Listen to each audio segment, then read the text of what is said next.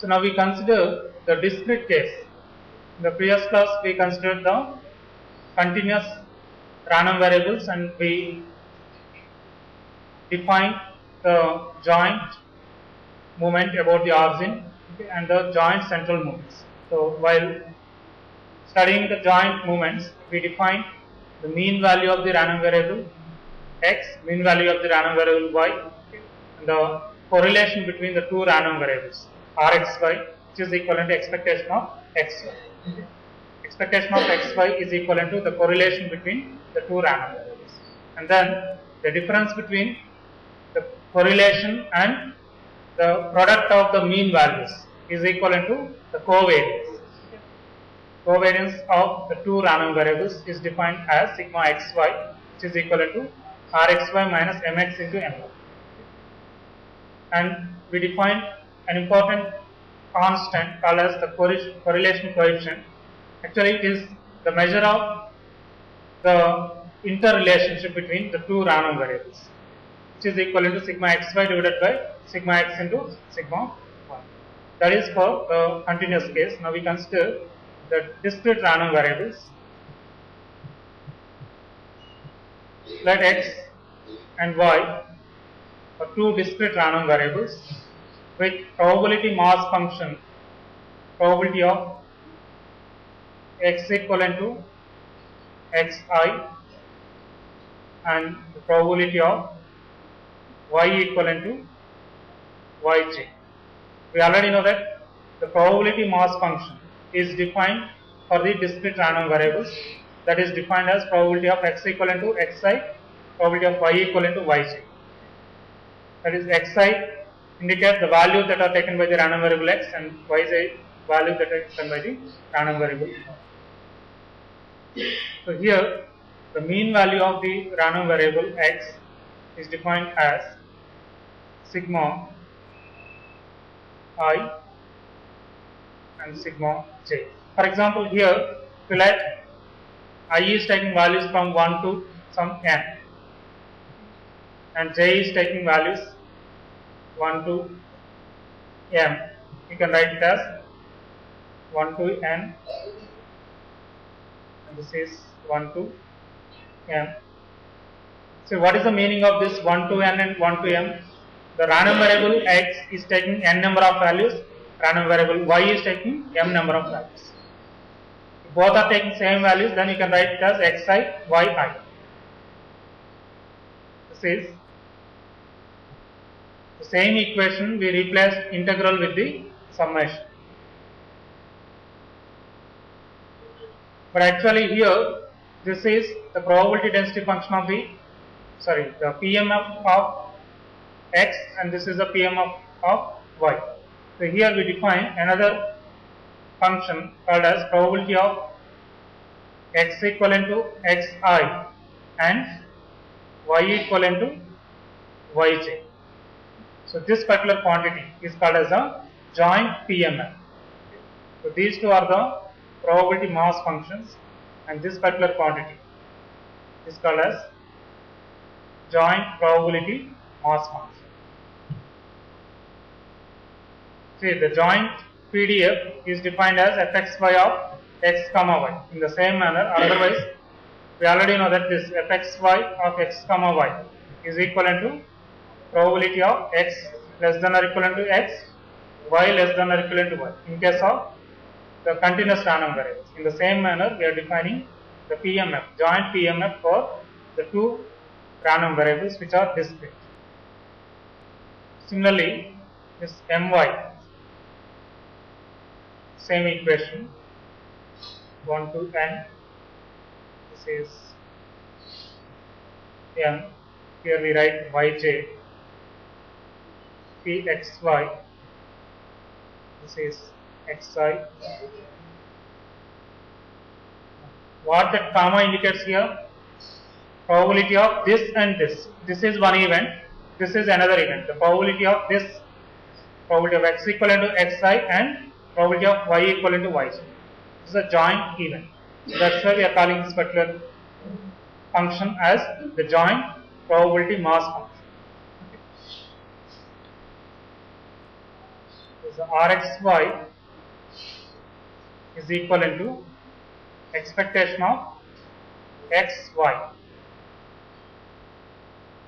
which is equivalent to sigma I equivalent to 1 to n.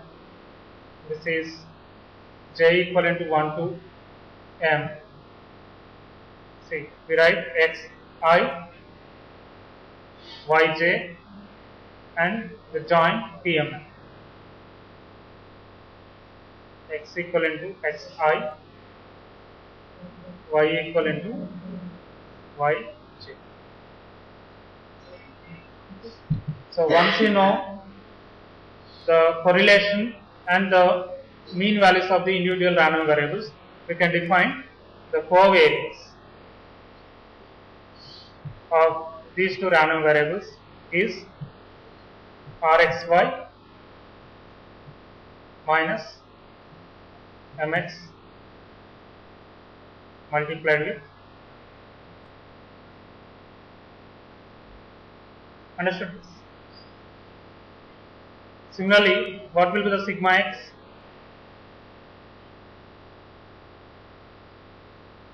Sigma x is I equivalent to 1 to n.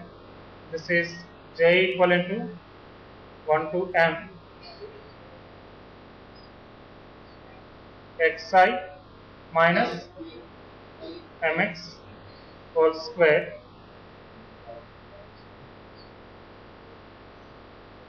the same definitions. Simply we are replacing with joint density function. And sigma y,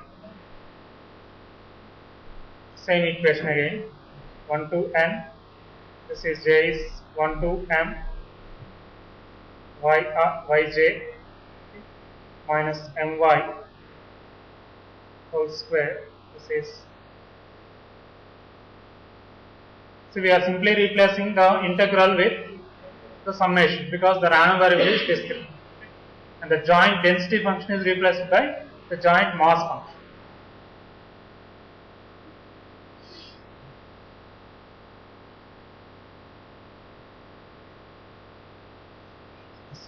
So once you know the sigma x, sigma y, and the sigma xy, we can define the correlation coefficient as sigma xy divided by sigma x into sigma y. The joint PMF of two random variables x and y is given by probability of x equivalent to xi, y is equivalent to yj as tabulated below. As tabulated below.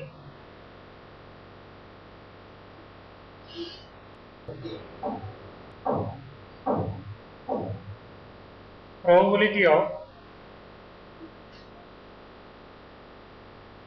x equivalent to 0 and y equivalent to 1.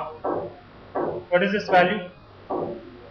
See, probability of x equivalent to 0, y equivalent to 1. Sorry, x is 0, y equivalent to 1 is 1 by 3.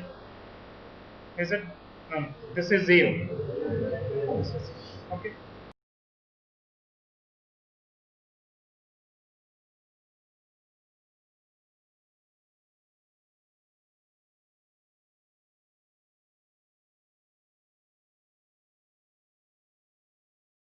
So now we consider another extension. There is joint characteristic function. So we already studied the characteristic function of a single random variable. Now that concept can be extended to more than one random variable, and the corresponding characteristic function is called as the joint characteristic function. We already know that x is a random variable, the characteristic function of this particular random variable is defined as phi x of omega, which is equivalent to expectation of e power j omega x. E power j omega x, that is expectation of e power j omega x, is called as the characteristic function of the random variable x.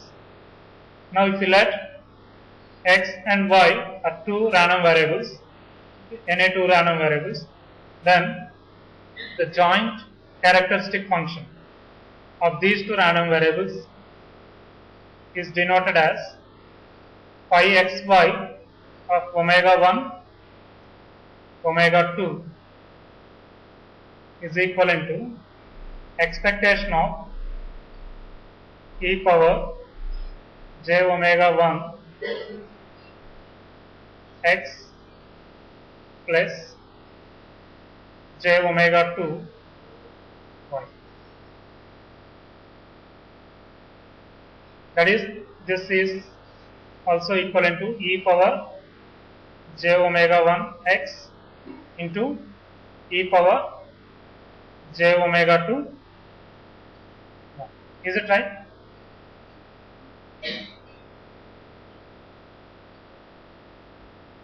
See, we define expectation of x, expectation of xy. See, this is in the form of expectation of x, this is in the form of expectation of xy. Therefore, expectation of e power j omega 1 x into e power j omega 2 y is called as the joint characteristic function of the two random variables x and y.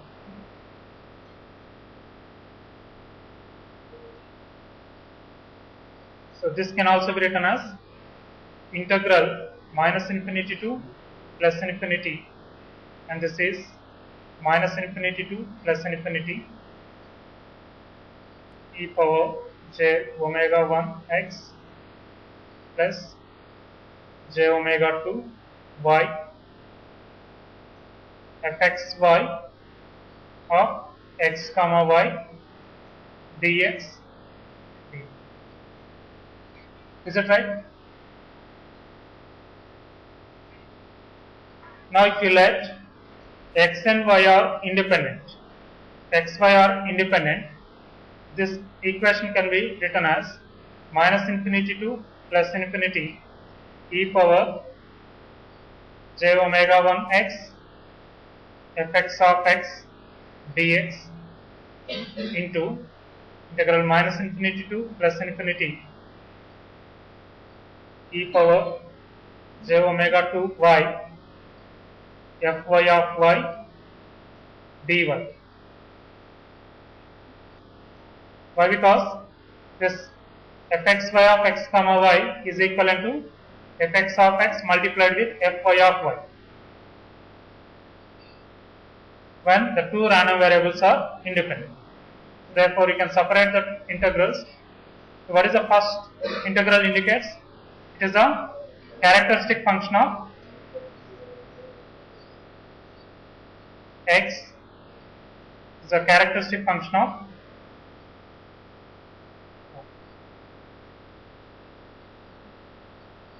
therefore, when the two random variables are independent, the joint characteristic function can be obtained from the characteristic function of the individual random variables. See, this is not a new relation that we obtained. This we already know. How we know it? See how this relation is known to us. See, when you let z is equivalent to x plus y, what is fz of z? Fx of x convolution with fy of y. Take the Fourier transformation on both sides. Fourier transform of fz of z is pi z of omega is equivalent to Fourier transform of fx of x, that is pi x of omega into pi y of omega. Is it? That is the characteristic function of the random variable z is equivalent to the product of the characteristic functions of the two random variables x and y, because this integral indicates the Fourier transform of fx of x. The second integral indicates the Fourier transform of fy of y. And the double integral, what that indicates? The double integral indicates the two-dimensional Fourier transform. This is the two-dimensional Fourier transform. See, if you consider the single equation, integral minus infinity to plus infinity fx of x e power j omega 1 x dx is the Fourier transform of fx of x. This is the Fourier transform of fy of y. This is the Fourier transform of fxy of x comma y. So it is a function of two variables x and y. So we need to integrate with respect to x and with respect to y. So this particular integral, double integral, is the two-dimensional Fourier transform. Here we consider only the two random variables. For example, there are n random variables. Then to find the characteristic function of n random variables, x1, x2, so on, xn, you have to evaluate n-dimensional Fourier transformation. See, if the joint PDF is given, we can find the joint characteristic function. If the joint characteristic function is given, can we evaluate the joint PDF? Take the inverse Fourier transform. So this fxy of x comma y is equivalent to, see, 1 by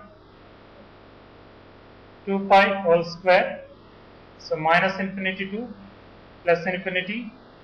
So minus infinity to plus infinity. We have the joint characteristic function xy omega 1 omega 2 e power minus j omega 1 e power minus j omega 2. Is it right? D omega 1 d 1.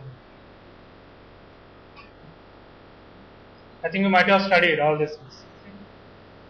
X of t is given integral minus infinity to plus infinity e power minus j omega t dt is the x of omega, Fourier transform of x of t, and minus infinity to plus infinity x of omega e power j omega t d omega 1 by 2 pi is equivalent to x of t. So this is called the inverse Fourier transform integral, and this is the Fourier transform integral. Okay. But here I have written 1 by 2 pi whole square. Why? Because we have to multiply it 1 by 2 pi and 1 by 2 pi. Okay. Follow this. See, if you know the characteristic function, we can find the moments of the random variable. So first we consider the single random variable case, and we try to see.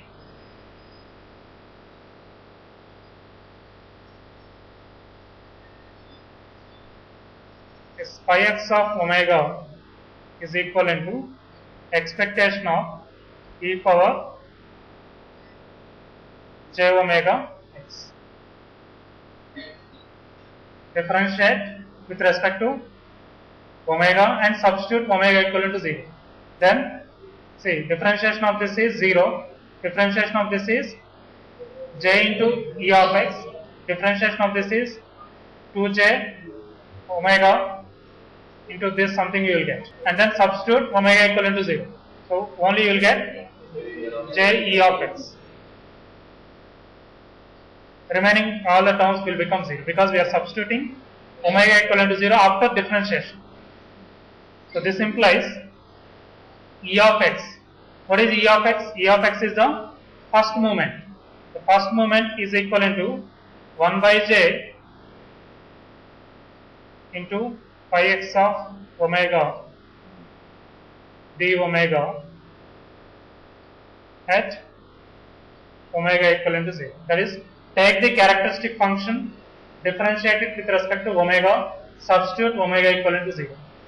Then we can obtain the first moment.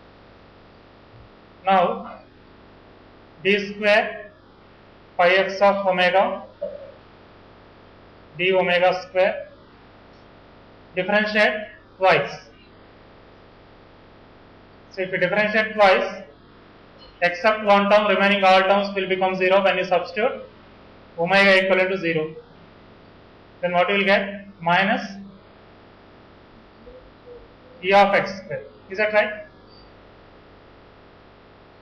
So this implies the second moment e of x square is equivalent to minus d square pi x of omega divided by d omega square at omega equivalent to 0. So this is the second moment. The first moment can be obtained from the characteristic function.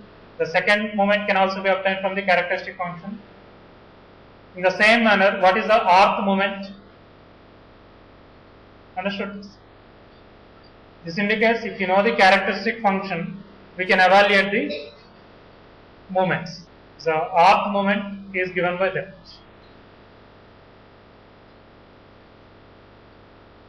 In the same manner, can we find the joint moments, ijth joint moment from the joint characteristic function? Follow the same procedure.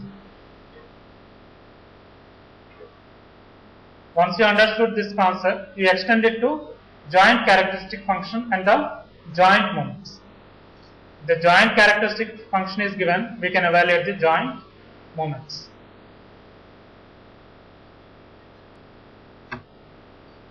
That is, you consider the joint characteristic function omega 1, omega 2,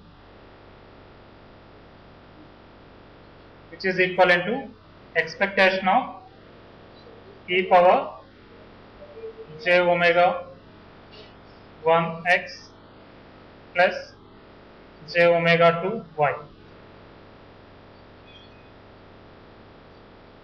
So again it is in the form of e power some z.